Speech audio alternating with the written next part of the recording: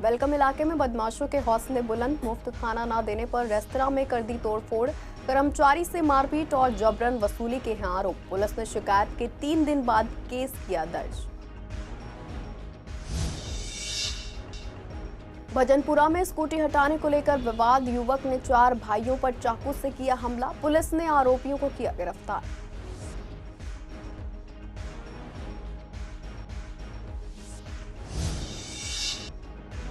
GTB और स्वामी दयानंद अस्पताल में कोरोना का नहीं है मरीज। डॉक्टर बोले कोरोना से सतर्क रहते हुए जीवन जीने की डालनी होगी आदत। कोरोना के मरीज आने पर दूसरे अस्पतालों में किया जा रहा है रेफर। यमुना पार के कई इलाकों में पानी की भारी कमी। विधायक संजय गोयल ने कहा 1 साल में हल होगी समस्याएं। इंदिरा नेहरू कैंप में की जा रही है ट्यूबवेल और टैंकर की व्यवस्था।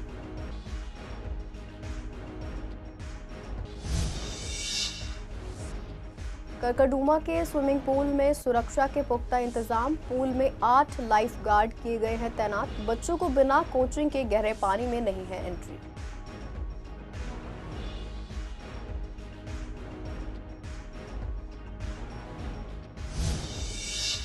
नमस्कार, आप देख रहे हैं सीसीएन डिजिटल। मैं हूं आपके साथ शिवानी तिवारी। स्वागत है आपका हमारे खास कार्यक्रम पूर्वी दिल्ली खास में। बुलेटिन की शुरुआत करते हैं कुछ खास खबरों के साथ। पूर्वी दिल्ली के वेलकम इलाके में बदमाशों का दुस्साहस बढ़ता जा रहा है। मुफ्त खाना देने से इनकार करने पर बदमाशों ने एक रेस्तरां में तोड़फोड़ कर दी। कर्मचारियों को पीटा। आरोप है कि बदमाश रेस्तरां संचालक से जबरन वसूली भी करते हैं। वारदात होने के 3 दिन तक पीड़ित रेस्तरां संचालक वेलकम थाना पुलिस के चक्कर काटता रहा। तब जाकर पुलिस ने पीड़ित नवीन की शिकायत पर चोट पहुंचाने समेत कई धाराओं में बदमाश साद, आशु और करीम के खिलाफ केस दर्ज किया। पीड़ित दिल्ली के आईएएस विजय बिधूड़ी के करीबी रिश्तेदार हैं। नवीन परिवार के साथ दक्षिणी दिल्ली में रहते हैं। वह बाबरपुर 100 फुटा रोड पर मिंट कैफे और लाउंज नाम से एक रेस्तरां चलाते हैं। पीड़ित की ओर से दर्ज करवाई गई एफआईआर के अनुसार करदमपुरी क्षेत्र के रहने वाले बदमाश साद, आशु और करीम उनके रेस्तरां में आते हैं और मुफ्त में खाना खाते हैं, जबरन वसूली भी करते हैं। 9 जून की रात को तीनों बदमाश उनके रेस्तरां में आए और खाना खाया। पीड़ित ने थोड़ी हिम्मत दिखाते हुए उनसे बिल का भुगतान करने के लिए कह दिया। आरोप है कि तीनों बदमाशों ने फोन करके 12 से 15 बदमाशों को फोन करके रेस्तरां में बुलाया। सभी ने मिलकर रेस्तरां में जमकर तोड़फोड़ कर कर्मचारियों को पीटा। पीड़ित ने 10 जून को वारदात की सूचना पुलिस को दी। आरोप है कि 3 दिन तक पुलिस ने कोई कार्रवाई नहीं की। 13 जून को पुलिस ने बदमाशों के खिलाफ केस दर्ज किया है। भजनपुरा इलाके में घर के बाहर खड़ी स्कूटी हटाने को लेकर हुए विवाद में 4 भाइयों पर चाकू से हमला कर दिया गया। ये घटना विजय पार्क की गली नंबर 7 में हुई। घायलों के नाम शाबू हसन, हनीफ, हसमुद्दीन और हबीब अहमद है। सभी को पहले जगप्रवेश अस्पताल ले जाया गया, फिर जीटीबी अस्पताल और बाद में लोकनायक अस्पताल में भर्ती कराया गया। पीड़ित शाबू हसन ने बताया कि वह आम आदमी पार्टी के नेता और गाजीपुर मुर्गा मंडी के चेयरमैन रहे नासिर अलवी के दामाद हैं। उनका ई-कॉमर्स का बिजनेस है। उनके पड़ोस में आमिर नाम का युवक रहता है जो आपराधिक प्रवृत्ति का बताया जा रहा है। 12 जून की रात शाबू ने पड़ोसियों से कहा कि जो भी स्कूटी बाहर खड़ी है वह हटा ले। इस पर आमिर ने गाली गलौज शुरू कर दी और मना कर दिया। जब शाबू और उनके भाइयों ने विरोध किया तो आमिर ने चाकू निकालकर उन पर हमला कर दिया। आमिर का पिता भी मौके पर मौजूद था। घटना के बाद आमिर फरार हो गया। पीड़ित परिवार ने तुरंत पुलिस को सूचना दी। पुलिस ने अगले दिन यानी 13 जून को मामला दर्ज किया और आरोपी को गिरफ्तार कर लिया। हालांकि पीड़ित का आरोप है कि पुलिस ने मामूली धाराएं लगाई और आमिर को थाने से ही जमानत दे दी। कोरोना वायरस एक बार फिर से चिंता का कारण बन गया है। बीते 24 घंटे में कोरोना से एक और मरीज की मौत हो गई है, जिससे पिछले 2 दिनों में मरने वालों की संख्या बढ़कर 4 हो गई है। मंगलवार को 3 लोगों की जान कोरोना संक्रमण के चलते गई थी। वहीं बुधवार को एक और मौत की पुष्टि हुई है। ऐसे में जब संवाददाता ने पूर्वी दिल्ली के जीटीबी अस्पताल और स्वामी दयानंद अस्पताल का जायजा लिया तो पाया दोनों ही जगह कोरोना का एक भी मरीज नहीं है। इसी को लेकर जब डॉक्टर ग्लैडविन त्यागी से बात की गई तो उन्होंने कहा कि अस्पताल में आने वाले मरीजों में सूंघने चखने की क्षमता में कमी और बुखार जैसे लक्षण दिख रहे हैं, लेकिन स्वामी दयानंद अस्पताल में अभी कोविड की जांच करने की सुविधा उपलब्ध नहीं है, इसलिए मरीजों को दूसरे अस्पतालों में भेजा जा रहा है। दोनों अस्पताल में कोरोना के लिए कोई खास वार्ड भी नहीं बनाया गया है और अभी तक कोई मरीज पॉजिटिव रिपोर्ट लेकर भर्ती नहीं हुआ है। डॉक्टर का मानना है कि कोरोना अब सामान्य वायरस जैसा हो चुका है, जिसके साथ हमें सतर्कता बरतते हुए जीवन जीने की आदत डालनी होगी।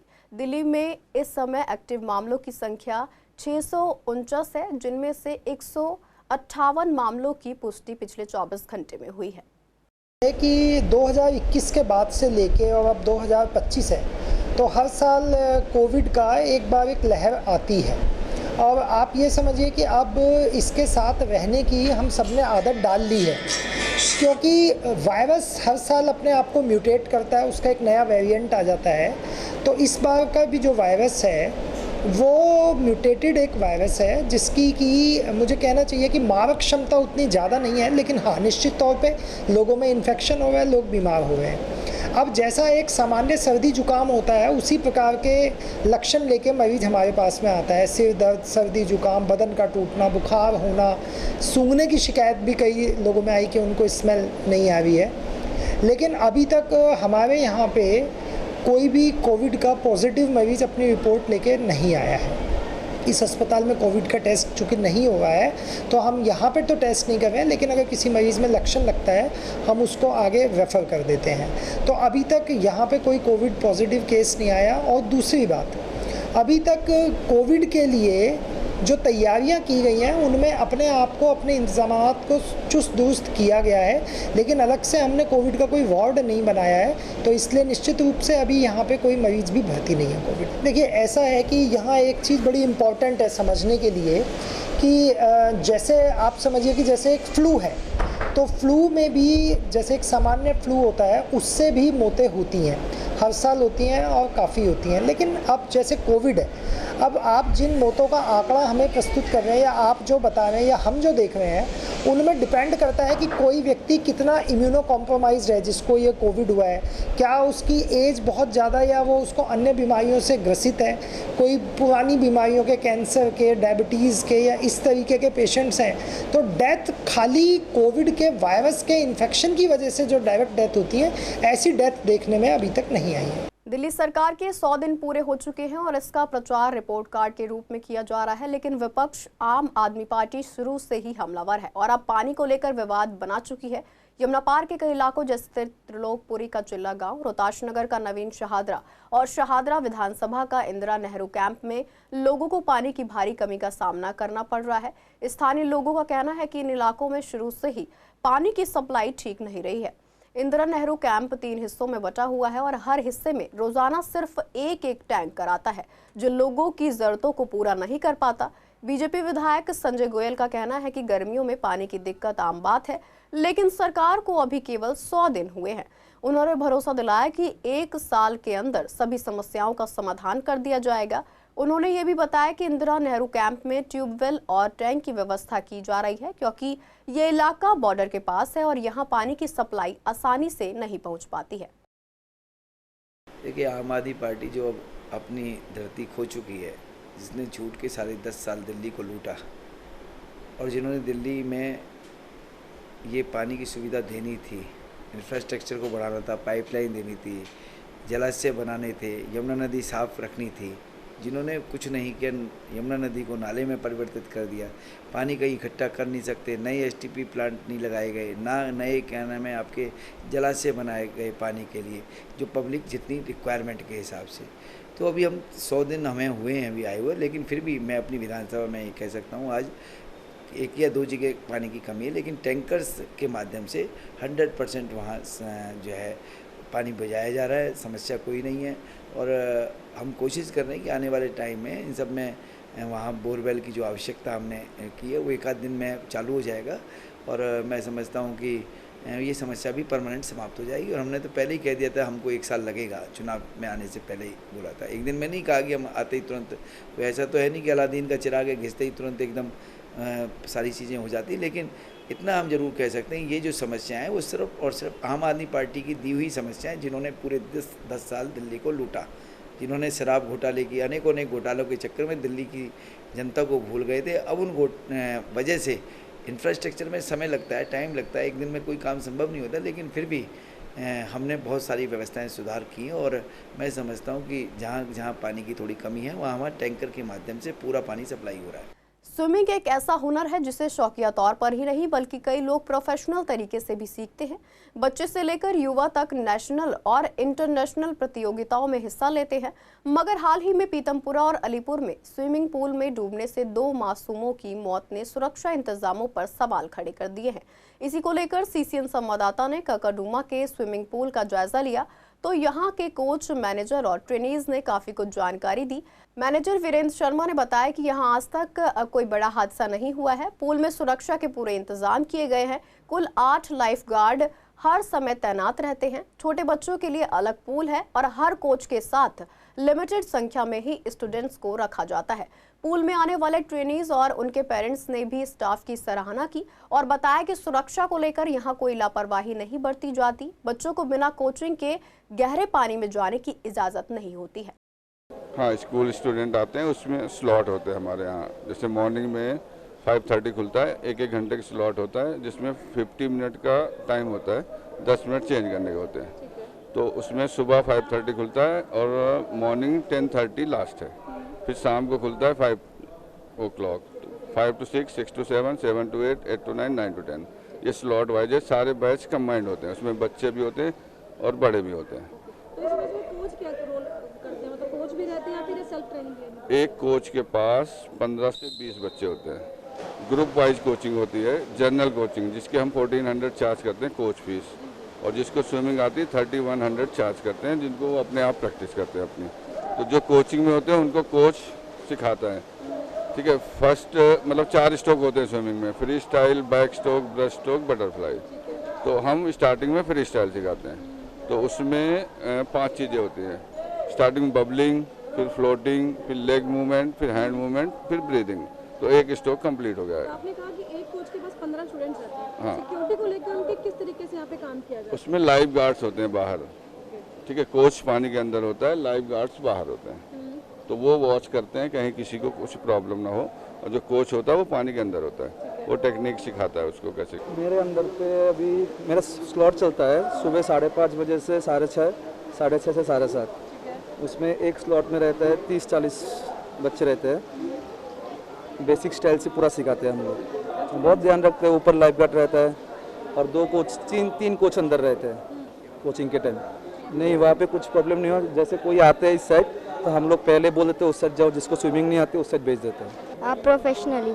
हाँ, कंपटीशन में लिया था अभी। अच्छी है, सब बेटर है यहाँ पे। स्विमिंग पूल बढ़िया है, नहीं लगता हम मतलब डर नहीं लगता? नहीं लगता। हाँ जी, यहाँ मेरी बेटी सीखती है, अच्छा स्टाफ है, अच्छा कर रही है, और बस टाइमिंग भी स्विमिंग 4-5 साल हो गए। वैसे तो 3 साल से सीख रही है, पर मैं आ रही हूँ यहाँ पे। जैसे कभी आ जाते थे ना अलग टाइम पे, अभी तो रेगुलर अभी वो खेलती है, तो कर रही है, अच्छा कर रही है। सिक्योरिटी को लेकर क्या कहना चाहेंगे? सिक्योरिटी कैसी है? बहुत अच्छी है और स्टाफ भी बहुत अच्छा है। नहीं, यहाँ पे स्टाफ है, यहाँ पे स्टाफ बहुत सारे लड़के हैं, 5, 6, 7, 8 सब खड़े होते हैं। ये नहीं कि एक हो करके, सब आते हैं, सब देखते हैं। सर भी आते हैं, मेन सर भी होते हैं यहाँ पे। इस स्कूल में तो ऐसा तो कुछ नहीं है, पर नहीं अभी तो थोड़ा तो डर लगता है। पर हम भी पेरेंट्स होते हैं, यहाँ पे खड़े होते हैं, पर टीचर्स भी होते हैं तो वो भी काफ़ी ध्यान देते हैं। तो क्या स्टाफ भी अच्छा ध्यान दे रहा है, तो ऐसा लगा नहीं कि डर जैसी बात है। पर हम भी देखते ही रहते हैं क्योंकि यहाँ पे हमारा वेट करने के लिए चैम्बर बना रखा है अलग से। शाहदरा में साइबर पुलिस ने एक युवक से फर्जी डेटिंग ऐप प्रोफाइल बनाकर जबरन वसूली करने वाले 2 आरोपियों को गिरफ्तार किया है। पीड़ित ने बताया कि उसकी एक महिला से एक ऐप पर बात हुई और फिर व्हाट्सएप पर वीडियो कॉल के दौरान महिला ने नग्न अवस्था में कॉल कर ली और उसकी रिकॉर्डिंग कर ली। इसके बाद 35,000 रुपए की मांग की गई और धमकी दी गई कि वीडियो वायरल कर दिया जाएगा। डर के वजह से पीड़ित ने पैसे दे दिए, लेकिन जब और पैसे मांगे गए तो उसने शिकायत दर्ज कराई। जांच में पता चला कि बैंक खाता राजस्थान के श्याम सिंह ने दिल्ली के मंगल सिंह के नाम से खुलवाया था और उसी में पैसे ट्रांसफर कराए गए। पुलिस ने श्याम सिंह और मंगल सिंह को गिरफ्तार कर 4 मोबाइल और 3 सिम कार्ड बरामद किए हैं। मामले में आगे की जाँच जारी है। पूर्व दिल्ली के AGCR एनक्लेव में लोग अवैध पार्किंग और गंदगी की वजह से काफी परेशान हैं। इसी को लेकर स्थानीय लोगों का कहना है कि स्कूल और अस्पताल के पास की सड़कों पर गाड़ियां गलत तरीके से खड़ी रहती हैं, जिससे रास्ता जाम हो जाता है। एक तरफ गाड़ियों की लंबी लाइन होने की वजह से सफाई भी ठीक से नहीं हो पाती। यहाँ आने जाने वाले लोगों, मरीजों और बच्चों को काफी दिक्कतों का सामना करना पड़ता है, लेकिन प्रशासन की तरफ से अब तक कोई ठोस कदम नहीं उठाया गया है। लोग चाहते हैं कि इस समस्या का जल्द समाधान हो। गंदगी को लेकर तो प्रॉब्लम रहती है, साफ़ सफाई तो होनी चाहिए। बाकी पार्किंग को लेकर कोई भी कहीं भी खड़ी करके चले जाता है, उसके बाद हटाता ही नहीं गाड़ी वो।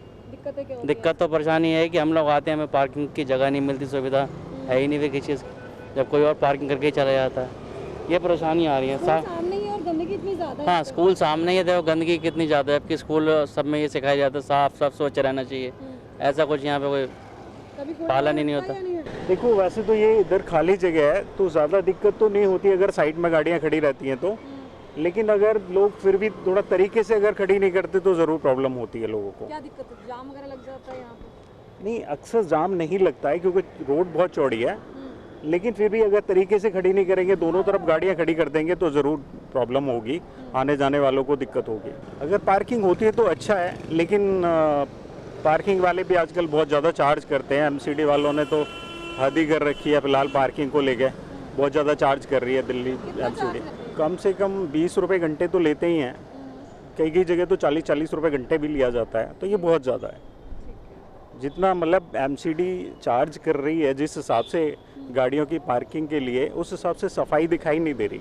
सफाई और पार्किंग की तो ये बिल्कुल पूरी तरह से अवैध कर रखी है, सफाई तो होती नहीं, पूरा भरा पड़ा रहता है इधर की साइड में दोनों तरफ।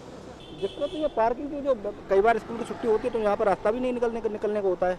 स्कूल की जैसे छुट्टी हो, कभी भी आइए आप तो यहाँ पर रास्ता मिलेगा ही नहीं आपको निकलने के लिए, बिल्कुल जाम हो जाता है दोनों तरफ से। ये अवैध पार्किंग हटानी चाहिए सबसे पहले, अवैध पार्किंग होगी तो कचरा नहीं इकट्ठा होगा यहाँ पर। कई जगह नए बस रूट शुरू किए गए हैं, लेकिन जिन जगहों पर पहले से समस्याएं हैं वहां कोई सुधार नहीं किया गया है। बात करें शरद विहार स्थित बस स्टैंड की तो इसकी हालत बेहद खस्ता है। स्थानीय लोगों का कहना है कि पहले यहां बसें नहीं रुकती थी, लेकिन अब रूट शुरू हो गया है। इसके बावजूद बस स्टैंड की हालत बहुत खराब है। चारों तरफ गंदगी फैली हुई है और स्टैंड की छत भी टूट फूट चुकी है, जो तेज आंधी या तूफान में गिर सकती है। स्थिति इतनी खराब है कि लोग स्टैंड के नीचे खड़े होने के बजाय सड़क पर खड़े होकर बस का इंतजार करते हैं, जिससे बारिश में भीगने की नौबत आती है। लोगों का कहना है कि प्रशासन को यहाँ की सुविधाएं जल्द से जल्द ठीक करनी चाहिए। हाँ, यहाँ पे तो बैठने की जगह, बारिश में पूरा पानी लग जाते हैं और यहाँ पे बस आती है, गंदगी तो थोड़ा मोड़ा रहते हैं पर उतना नहीं, टूटने की वजह से। और यहाँ पे बारिश पड़ते हैं तो ऊपर से पानी गिरते हैं और फिर बैठने का अच्छा से नहीं बनाया हुआ है। यहाँ तो सब्जियों की ठेली लगने लगी, इसलिए वो ट्रैफिक जाम लगता है यहाँ बहुत ज़्यादा। ये भी बेकार ही है, टूटा पूरा जंग खराब हो गया, कुछ हो ही नहीं रहा इसमें। वो होना चाहिए, साफ़ सफाई होना चाहिए, बढ़िया सही से बन जाए। हाँ, बस कंटिन्यू आती है। नहीं, वो है कि यहाँ जैसे मैदान होना चाहिए कि ट्रैफिक जाम ना हो। ये फल की ठेली लग रही है, आती है, रूट का तो पता नहीं, लेकिन बस कई तो इस तरह से। बस स्टैंड की हालत कैसी है यहाँ पर? हालत देख लो, सामने दिख रहे हैं, मतलब क्या है हालत बस से बदतर हो रही। देखो टूटा फूटा, बैठने की जगह सही नहीं है। पूर्वी दिल्ली के गांधीनगर स्थित चांद मोहल्ला व्यापार संघ के चुनाव 2025 रविवार को शांतिपूर्ण ढंग से संपन्न हुए। ये चुनाव लगभग 20 सालों बाद औपचारिक रूप से कराए गए। चांद मोहल्ला, जो यमुना पार की सबसे बड़ी पतंग मार्केट के रूप में जाना जाता है, वहां के व्यापारियों ने बढ़ चढ़कर इस चुनाव में हिस्सा लिया। कुल 126 सदस्यों में से 121 ने अपने मताधिकार का इस्तेमाल किया। चुनाव में राजीव गुप्ता ने प्रधान पद पर, राजेश नारंग ने उप प्रधान पद पर और रणबीर यादव ने सचिव पद पर जीत हासिल की। राजीव गुप्ता और रणबीर यादव ने कहा कि वे चांद मोहल्ला मार्केट को व्यवस्थित और आधुनिक बनाने का काम करेंगे। मार्केट एसोसिएशन के अध्यक्ष गुरमीत चावला की देखरेख में चुनाव प्रक्रिया पूरी की गई। उन्होंने कहा कि चुनाव में व्यापारियों को एक नई उम्मीद मिली है। मैं ये चाहूँगा कि आज तक भी सब ने रल मिल के और बड़ी तसल्ली से, बड़ी मेहनत से चांद मेले के लिए काम किया है। आगे भी ये सारे जो हैं रल मिल के और बड़ी मेहनत से काम करेंगे। जीते हुए लोगों को शुभकामनाएं देता हूं और आशा करता हूं कि व्यापारी वर्ग के लिए बहुत भले का काम करेंगे और जो लोग इनके साथ में पहले वाली समिति में भी थे वो इनके साथ जुड़ के आगे भी इनके साथ अपना सहयोग देते रहेंगे और हम आगे भी इसी तरह व्यापार संघ की सेवा में हमेशा इनके साथ में रहेंगे। मैनिफेस्टो वाले सबसे पहले मैं उन्हें व्यापार वालों का सबका स्वागत करता हूँ, जिन्होंने वोट दिए हैं, जिन्होंने नहीं भी दिए हैं। हम व्यापार जो हमने मुद्दे उठाए हैं वो सारे पूरा करेंगे और 2 वर्ष के अपने सब अंतराल में सारे काम पूरे करेंगे। मुद्दे ये थे कि अपने जो है ना व्यापारियों को जोड़ना था, कम है तो थोड़ा जोड़ना है, और अपने जो गलियों का इनका सुधार करना है रोडों का अपने, और व्यापारियों को बढ़ावा देना है अपने कि व्यापार के लिए अपने। बस हमें तो बहुत खुशी है जी कि कम से कम हमारे चांद मोहल्ले का चुनाव हुआ और सब चांद मोहल्ला व्यापारियों ने और चांद मोहल्ले वालों ने हम लोगों का सहयोग किया, जो कि आज हम चांद मोहल्ले का व्यापार शांतिपूर्वक करवा सके। इसके लिए मैं गुरुद्वारा प्रबंधक कमेटी का और चांद मोहल्ले के व्यापारियों का अपने हृदय से स्वागत करता हूँ। शहादरा जिले के गीता कॉलोनी मंडल में एक संगठनात्मक बैठक आयोजित की गई, जिसमें बीजेपी प्रदेश अध्यक्ष वीरेंद्र सचदेवा ने कार्यकर्ताओं से कहा कि वे पीएम नरेंद्र मोदी के 11 सालों की सेवा, सुशासन और गरीब कल्याण की योजनाओं को जनता तक पहुंचाए। उन्होंने मोदी को विश्व का सबसे लोकप्रिय नेता बताया और कहा कि भारत अब आतंकवाद के खिलाफ जीरो टॉलरेंस की नीति अपनाकर सटीक जवाब दे रहा है। सचदेवा ने कहा कि भारत आज दुनिया की चौथी सबसे बड़ी और सबसे तेजी से बढ़ती अर्थव्यवस्था बन चुका है। जिला अध्यक्ष दीपक गाभा ने मोदी सरकार को भ्रष्टाचार मुक्त बताया और तीनों स्तरों पर बीजेपी सरकार बनने पर बधाई दी। विधायक डॉक्टर अनिल गोयल ने इलाके में चल रहे विकास कार्यों की जानकारी दी और गीता कॉलोनी पुस्ता पर एक भव्य छठ घाट बनाने की मांग रखी। कार्यक्रम में कई वरिष्ठ नेता और कार्यकर्ता भी मौजूद रहे।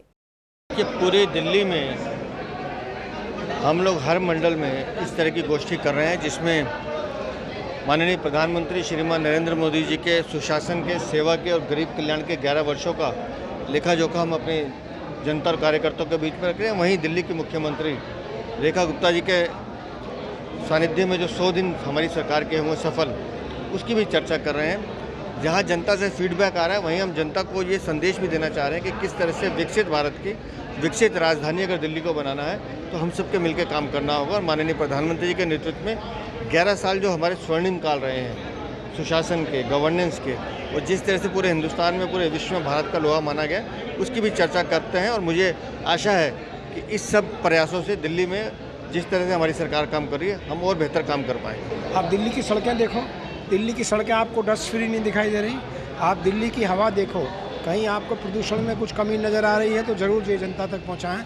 दिल्ली में आप इलेक्ट्रिक बस देखिए, 600 तो अभी चला दी देवी बस, और 2000 और आने वाली जो पॉल्यूशन को कम करने वाली हैं। और ये डस्ट ऐसे ही नहीं कम हुआ, हर स्प्रिंकलर से कम हुआ, यहाँ पर स्मोक गन से कम हुआ, और इसको वेब बेस्ड इसकी मॉनिटरिंग हो रही है। इसी प्रकार से यमुना की सफाई की बात करिए, आप सोचिए कि जो 32 STP थे काम ही नहीं कर रहे थे, उसमें 13 ठीक हो गए हैं और 40 और डिसेंट्रलाइज सीवेज ट्रीटमेंट प्लांट लग रहे हैं जो सीवेज को ट्रीट करके यमुना में डाल रहे थे। यमुना की सफाई युद्ध स्तर पर शुरू हो गई है। जिस दिन उन्होंने शपथ ली मुख्यमंत्री जी ने, शाम को सबसे पहले यमुना माँ की गोद में वहाँ प्रणाम करने। फिलहाल के लिए पूर्वी दिल्ली खास में इतना ही। ऐसी तमाम अपडेट्स के लिए बने रहिए CCN डिजिटल के साथ।